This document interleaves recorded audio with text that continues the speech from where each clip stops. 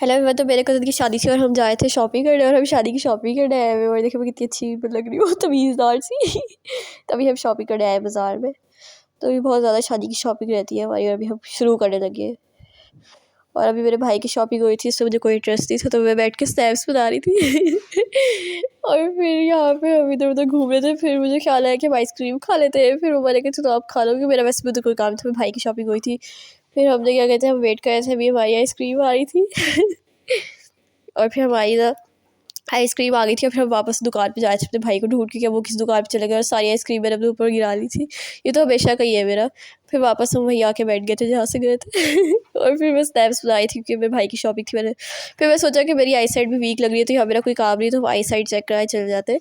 फिर अब मेरी आई साइड चेक कराने गए, उधर पता चला कि वाकई में थोड़ी वीक है। फिर मैंने यहाँ से अपनी ग्लासेस पसंद की, कौन सी भी शक्ल सही लग रही, सारी अजीब लग रही थी, लेकिन कोई एक तो लगानी था तो फिर हम ये डोरीज लगवा रहे थे इसके साथ, ताकि जब मेरे ग्लासेस है कहीं घूमे ना और ये मेरे साथ ही रहे। वैसे अब ये बड़ी अजीब लग रहा है मुझे, लेकिन फिर भी हमने ये डोरी लगवाई और अभी बहुत सारे ग्लासेस थे लेकिन कोई भी सही लग रहा था, तो बस ये मुझे कुछ सही लगा तो हमने ये ले लिया।